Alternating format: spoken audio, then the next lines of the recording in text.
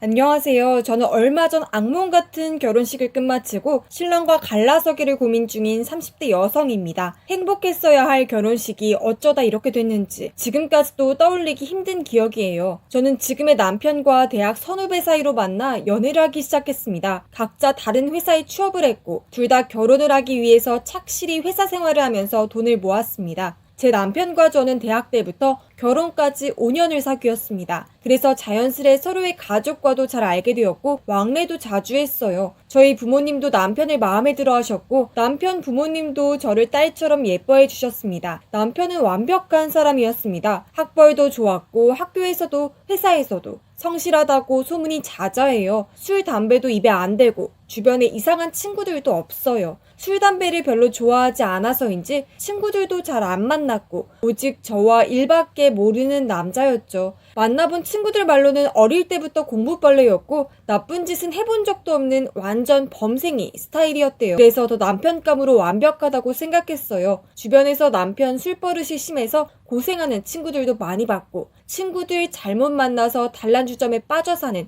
친구 남편들 이야기도 많이 들었거든요. 제 남편은 그런 부분으로는 제 속 썩이는 점이 하나도 없다는 게 정말 마음에 들었습니다. 그런데 한 가지 좀 걸리는 점이 있었는데 남편이 어릴 때 공부벌레였다면 지금은 일벌레, 워커홀릭이라는 겁니다. 일밖에 몰라요. 그래서 주말에도 못다한 일이 있다며 출근하는 일이 다반사였고 아침 일찍 출근해서 밤 늦게까지 야근하다가 돌아오기 일쑤였죠. 저는 데이트할 시간을 뺏기는 게 속상해서 몇 번 남편에게 이야기했었어요. 그러니 남편은 자기가 그렇게 해야 저랑 결혼할 때 한 푼이라도 더 가져올 거라며 자기가 뭐 이상한 짓 하는 것도 아니고 일하는 것 뿐인데 너무 서운해하지 말라고 타일렀어요. 저는 제가 남편보다 어리고 사회 경험도 적었기 때문에 이해를 못 해주는 것 같다고 스스로 저를 다독였습니다. 그런데 그때부터 의심을 했어야 했던 걸까요? 남편이 저 몰래 딴 생각을 하고 있을 줄은 꿈에도 상상하지 못했어요. 저는 아무것도 눈치채지 못하고 그저 밤낮 없이 일만 하는 남편 몸 상할라 걱정만 하면서 결혼 준비를 하게 되었습니다.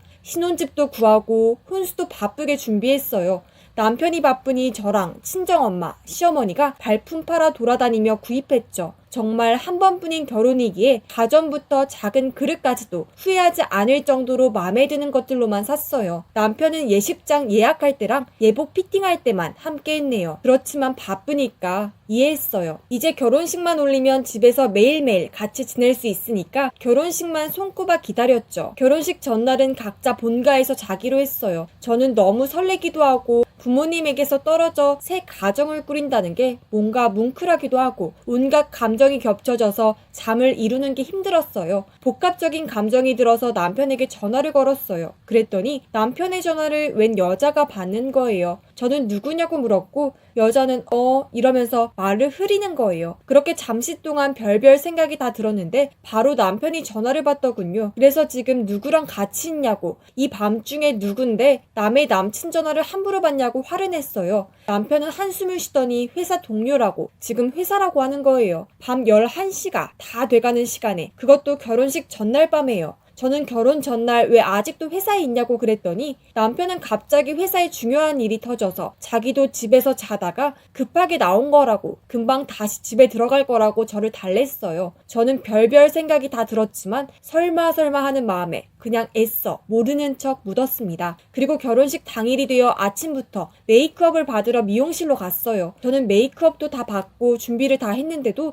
남편은 나타나지를 않는 거예요. 시어머니가 전화를 해도 받지도 않고 저는 결혼식 날 결혼이 파토나는 건 아닌가 하는 생각까지 들었네요. 다들 남편이 나타나기를 애타게 기다리는 순간 남편이 부스스한 모습으로 샵에 들어온 거 있죠. 시어머니는 남편에게 정신이 있냐 없냐면서 등짝을 때리셨고 미용실 직원은 인상을 쓰며 시간 없으니까 빨리 앉으시라고 짜증도 부리고요. 남편은 굉장히 피곤해 보였습니다. 저는 남편에게 다가갔고 남편에게서는 이상한 냄새가 났어요. 향수 냄새와 술 냄새 같은 거요. 남편은 술을 잘 마시지 않는다고 했잖아요. 너무 이상했죠. 술은커녕 향수도 뿌리지 않은 사람인데 왜 이런 냄새가 난 건지. 저는 조심스레 남편에게 어제 술 마셨어? 하고 물었어요. 남편은 머리를 긁적이며 피곤하다는 목소리로 어제 결혼 전이라고 회사에서 술을 먹이더라고. 미안, 이렇게 말을 하는데 점점 더 이상했죠. 남편의 회사는 회식을 자주 하지 않았어요. 그런데 어떻게 다음날 결혼하는 예비 신랑을 데리고 술을 마실 수가 있는지 의심이 들기 시작했죠. 그래도 오늘이 결혼인데 뭔 일이 일어나겠어? 하는 마음이었어요.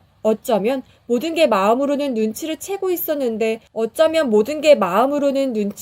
있었는데 억지로 눌러 담은 걸지도 모르겠네요. 남편은 겨우겨우 메이크업을 마치고 예복으로 갈아입었어요. 그리고 저는 애써 밝게 웃으며 남편의 팔짱을 끼고 너무 기대된다고 애교를 부렸어요. 남편도 제가 웃는 모습을 보며 따라 웃으며 자기도 좋다고 했어요. 마음이 놓였죠. 저희는 웨딩카를 타고 결혼식장으로 향했어요. 예식 시간이 꽤 남아있어서 저희 쪽 하객은 아직 오질 않았었고요. 저는 먼저 남편과 신부 대기실에서 사진 촬영을 했어요.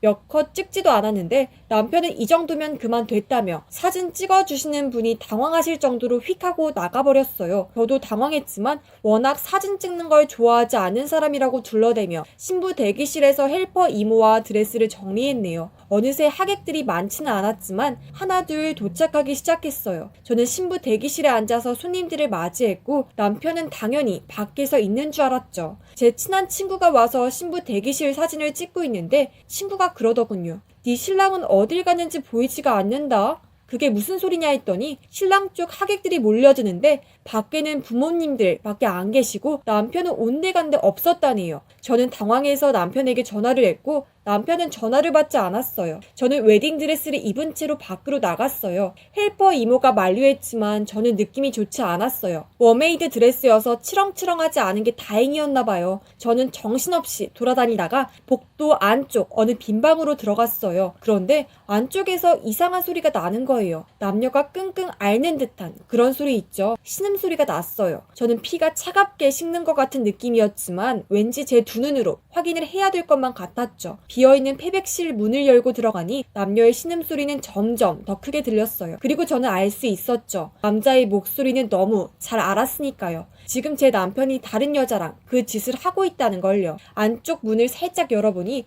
정말 제 남편이 제가 아닌 낯선 여자의 다리를 잡고 열심히 그 짓을 하고 있는 모습을 보고야 말았습니다. 순간 머릿속이 하얘지면서 너무 놀란 나머지 헉소리도 안 나더군요. 저는 여기서 어떻게 해야 하는지 잘 모르겠더라고요. 저랑 당장 버진 로드를 걸으며 사람들 앞에서 영원한 사랑을 맹세할 남자가 결혼식장에서 다른 여자랑 사랑을 나누고 있는데 당장 이 결혼식을 진행해야 하는지 너무 혼란스러웠습니다. 그런데 저는 부모님과 저를 아는 많은 사람들이 있는 이 결혼식에서 당장 결혼을 파토낼 자신이 없었습니다. 남편은 잠시 후 결혼식장 앞으로 돌아왔고 제가 어딜 갔다 온 거냐 물으니 긴장해서 속이 안 좋은지 화장실에 계속 있었다며 변명을 했네요. 저는 그렇게 행복할 수 없던 결혼식을 진행할 수밖에 없었어요. 남편은 제 속도 모르면서 저희 부모님께 신나게 큰 절을 하더군요. 코로나 때문에 신혼여행은 못 갔고 저희는 신혼집으로 향했습니다. 그날 밤 남편은 저를 안으려 했고 저는 남편이 너무 더럽게 느껴졌어요. 아침에도 딴 여자를 끌어안고 몸을 부대끼던 인간이 나를 안으려고 하는 게 소름 끼치고 역겨웠어요.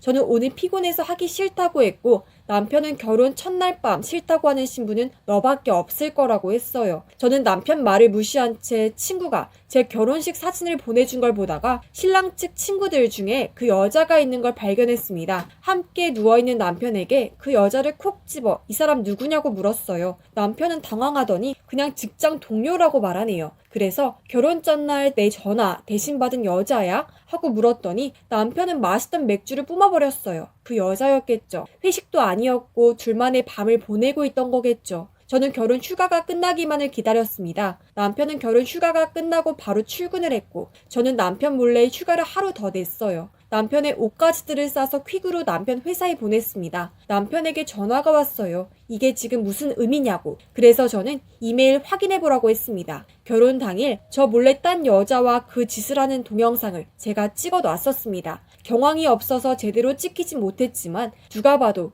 웨딩홀 패백실이었고 남편과 그 여자의 얼굴은 선명하게 확인할 수 있을 정도였죠. 잠시 후 메일을 받는지 남편에게서 미친 듯 전화가 울렸고 저는 이혼 처리는 따로 안 하게 돼서 다행이네. 혼인신고를 안 했으니 이 집은 내가 가질 테니 넌 그 여자 집에 가서 좋아하는 그 짓 실컷 해 라고 쉬지 않고 말하고 끊었습니다. 여자도 자신의 비밀스러운 영상을 제가 갖고 있는 걸 알았으니 제게 잘못했다며 제발 영상을 지워달라고 문자를 보내고 전화를 해대네요. 짜증나서 남편이랑 정리하면 전화번호 바꾸려고요. 영상을 무기로 제가 원하는 보상을 다 받아낼 거예요. 물론 어디에 유포하진 않을 거예요. 저는 그들과는 다르게 상식은 있으니까요. 제가 그런 영상을 쥐고 있는 게 그들에겐 너무 두렵겠지만 그들이 저에게 한 짓은 너무 짐승 같은 짓이었습니다. 자기들이 애초에 버리지 않았다면 이런 협박은 당하지도 않았겠죠. 아직도 그들이 그 짓을 하면서 나눈 짐승 같은 대화들이 머리를 떠나지 않아요. 아마 죽을 때까지 저에게 트라우마로 남을 것 같아요. 제가 지치지 않고 그 인간들과 끝까지 싸울 수 있게 응원해주세요.